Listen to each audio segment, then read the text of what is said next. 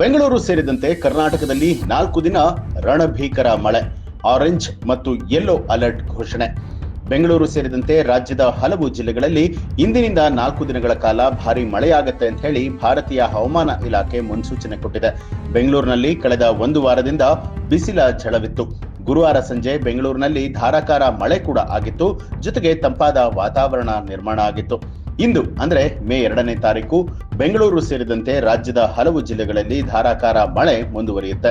ಹಲವು ಜಿಲ್ಲೆಗಳಲ್ಲಿ ಜೋರು ಮಳೆಯ ಹಿನ್ನೆಲೆಯಲ್ಲಿ ಆರೆಂಜ್ ಹಾಗೂ ಯೆಲ್ಲೋ ಅಲರ್ಟ್ ಅನ್ನ ಕೂಡ ಘೋಷಣೆ ಮಾಡಲಾಗಿದೆ. ಚಂಡಮಾರುತ ಪ್ರಭಾವದಿಂದಾಗಿ ಕರ್ನಾಟಕ ಸೇರಿದಂತೆ ದಕ್ಷಿಣ ಭಾರತದಲ್ಲಿ ಮಳೆಯಾಗ್ತಾ ಇದೆ. ದೇಶದಾದ್ಯಂತ ಕಳೆದ 1 ತಿಂಗಳಿನಿಂದ ಬಿಸಿಲ ಝಳ ತೀವ್ರವಾಗಿತ್ತು.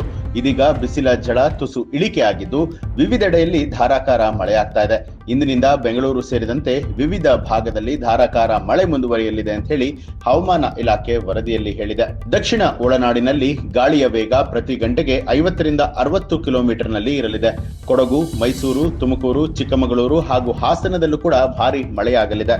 ಮುಂದುವರೆದು ಬಳ್ಳಾರಿ, ದಾವಣಗೆರೆ, ಚಿತ್ರದುರ್ಗ ಹಾಗೂ ವಿಜಯನಗರದಲ್ಲೂ ಕೂಡ ಮಳೆಯಾಗುತ್ತೆ. ಇನ್ನು ಉತ್ತರ ಒಳನಾಡಿನ ವಿವಿಧ ಭಾಗದಲ್ಲಿ ಇಂದು ಧಾರಾಕಾರ ಮಳೆಯಾಗುತ್ತೆ. ಗಾಳಿಯ ವೇಗ 40ರಿಂದ 50 ಕಿಲೋಮೀಟರ್ ವೇಗದಲ್ಲಿರುತ್ತೆ.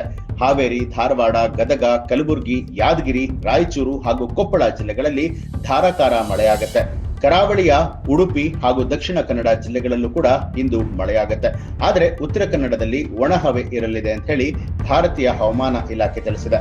ಇನ್ನು ಮೇ 7ರವರೆಗೂ ಕೂಡ ಮಳೆ ಮುಂದುವರಿಯುತ್ತೆ. ಹೌದು, ಬೆಂಗಳೂರು ಸೇರಿದಂತೆ ರಾಜ್ಯದ ವಿವಿಧ ಜಿಲ್ಲೆಗಳಲ್ಲಿ ಮೇ 4ರವರೆಗೆ ಧಾರಾಕಾರ ಮಳೆ ಮುಂದುವರಿಯುತ್ತೆ ಅಂತ ಹೇಳಲಾಗ್ತಾ ಇದೆ. ಜೊತೆಗೆ ಮೇ 7ರವರೆಗೂ ಕೂಡ ಮಳೆ ಬೀಳುವಂತಹ ಸಾಧ್ಯತೆ ಇದೆ ಅಂತಲೂ ಕೂಡ ಹೇಳಲಾಗ್ತಾ ಇರುವಂತದ್ದು. ಇನ್ನು ಈ ಒಂದು ಮಾಹಿತಿಯ ಬಗ್ಗೆ ನಿಮ್ಗೆ ಏನನ್ಸುತ್ತೆ ಅನ್ನೋದನ್ನ ಕಮೆಂಟ್ ಮಾಡಿ ತಿಳಿಸಿ. ಹಾಗೆ ಯಾರೆಲ್ಲ ಇನ್ನೂ ಕೂಡ ನಮ್ಮ ಚಾನೆಲ್ನ ಸಬ್ಸ್ಕ್ರೈಬ್ ಮಾಡಿಲ್ಲ, ತಪ್ಪದೆ ಸಬ್ಸ್ಕ್ರೈಬ್ ಮಾಡಿ, ಬೆಲ್ ಐಕಾನ್ ಒತ್ತಿ.